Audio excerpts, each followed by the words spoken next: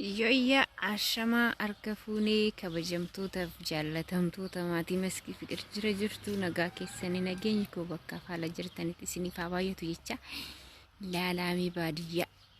baadiyyaa argitanii akkatti bareedu laalaa mukkeen isaanii argitanii mukkeen barbaaddanitu jira magariisa biyya keenya Oromiyaa fakkaatti laalaamii namatti tola baadiyyaan kinoo kan wayyoo ijoollee as keessa hojjetan ganna fa ammayyuu baay'ee qorraa jira ganna akkamiin akka hojjetan hin beeku dhugaa waaqayyooti argitanii waan bareedu margi isaallee lafti isaallee garuu baay'ee tokko qorra ubeesmaa akka malee qorra akkamiin ganna gaafa bokkaarra bufaayi wayyo ijoolleen as keessa hojjetan sarraatanyarree hin fidaniif beektanii tokko kinoo marga salafarra kana jiru salafa kana jirurraa eenyunni gaafa ol dhedheerate wantirraa oofanii maashinaan bullee irraa kaasan ni jira miti isallee irraa kaasaa jedhunni biqiltoota kanarree irraa murmataa isaatirraa qaqqamanii wal sirreessu kanaaf ijoolleen as hojjetan baay'ee tokko rakkatu jechuudha karaa itti deeman illee hin qabanii ijoolleen baay'een isaanii lafti dinnichaarree qotamee dhaabbatu ni jira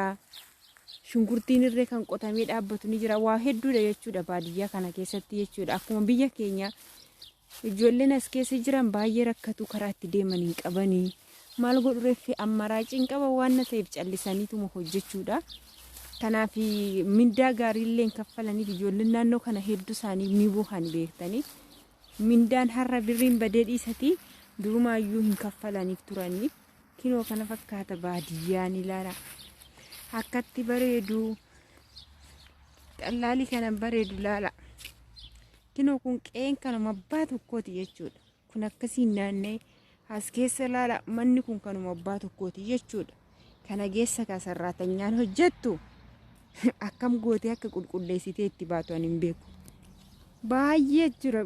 manni fincaanii kilaasota hedduu as keessa jira jechuudha lakkaa'ame hangam kan ittiin baanedha akkam akka godhanii garuu qulqulleessan anna garrama dhugaa nama meeqatas hojjetaa ture jennaan ijoollota lama akkasiin lamaan isaaniitu qulqulleessaa ture naan jedhanii amma garuu maatiin keessaa dhumanii jiranii ijoolleen immoo dhaalmaa furatanii ilmaan isaanii jechuudha